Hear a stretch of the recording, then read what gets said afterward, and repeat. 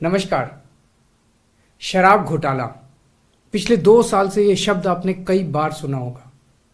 2 साल से बीजेपी की सारी एजेंसीज कई रेड मार चुकी हैं, कई लोगों को गिरफ्तार कर चुकी हैं, लेकिन अभी तक एक भी पैसे का हेरफेर कहीं नहीं मिला, कहीं से एक भी पैसा नहीं मिला। अगर भ्रष्टाचार वाकई हुआ है तो इतने करोड़ों रुपए गए कहां? क्या सारा पैसा हवा में गायब हो गया? सच्चाई यह है कि किसी तरह का कोई भ्रष्टाचार हुआ ही नहीं। अगर होता तो पैसा भी मिलता। ऐसे फर्जी केस में आम आदमी पार्टी के कई नेताओं को इन्होंने अभी तक जेल में रखा हुआ है। किसी के भी खिलाफ कोई सबूत नहीं है, कुछ साबित नहीं हो रहा, खुलेआम गुंडागर्दी चल रही है, किसी को भी पकड़ के जेल में डाल दो। अब बीजेपी मुझे गिरफ्तार करना चाहती है। मेरी सबसे बड़ी संपत्ति, मेरी सबसे बड़ी ताकत मेरी ईमानदारी है।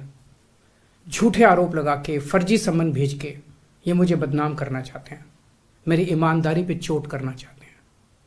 इन्होंने मुझे सम्मन भेजे हैं। मेरे वकीलों ने मुझे बताया कि ये सम्मन गैर कानूनी है। क्यों गैर कानूनी है? ये मैंने इनको विस्तार से लिख के भेजा है। मैंने बताया है कि उनके सम्मन कैसे गैर कानूनी है, लेकिन उन्होंने मेरी एक भी बात का जवाब नहीं दिया। इसका मतलब उनके पास मेरी बातों का जवाब नहीं है। इसका मतलब वे भी मानते हैं कि उनका नोटिस गैर कानूनी है। क्या मुझे एक गैर कानूनी सम्मन का पालन करना चाहिए? अगर कानूनी रूप से सही सम्मन आएगा तो मैं पूरा सहयोग करूंगा। बीजेपी का मकसद जांच करना तो है ही नहीं। इनका मकसद तो लोकसभा चुनाव में मुझे प्रचार करने से रोकना है। ठीक लोकसभा चुनाव के पहले इन्होंने मुझे सम्मन भेजा है। क्यों? इस जांच को चलते 2 साल हो गए। अभी ठीक लोकसभा चुनाव के पहले मुझे क्यों बुलाया जा रहा है? पहले क्यों नहीं बुलाया? सीबीआई ने मेरे को 8 महीने पहले बुलाया था। मैं सीबीआई में गया था, उनके सारे जवाब भी दिए थे। लेकिन अब ये लोग ठीक लोकसभा चुनाव के 2 महीने पहले मुझे बुला रहे हैं। तो बीजेपी का मकसद कोई पूछताछ करना थोड़ी है।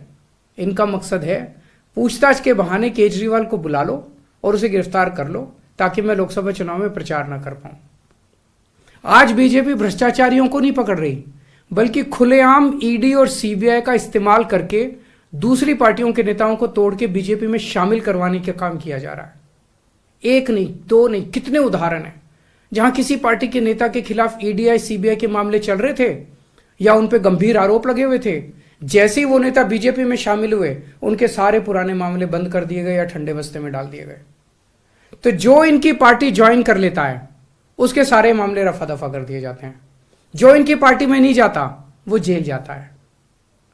आज मनीष सिसोदिया, संजय सिंह और विजय नायर इसलिए जेल में नहीं है कि उन्होंने भ्रष्टाचार किया है, वो इसलिए जेल में है क्योंकि उन्होंने बीजेपी में शामिल होने से इंकार कर दिया है। आज हम बीजेपी का मुकाबला क्यों कर पा रहे हैं? क्योंकि हमने कोई भ्रष्टाचार नहीं किया। अगर हमने जरा सा भी गलत काम किया होता तो दूसरे भ्रष्टाचारी नेताओं की तरह आज भी हम बीजेपी में शामिल हो चुके तो होते आज तक।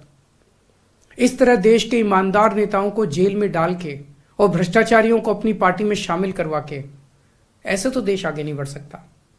ये क्या चल रहा है? ये जो कुछ भी चल रहा है बहुत खतरनाक है। ये हमारे जनतंत्र के लिए बहुत गलत है।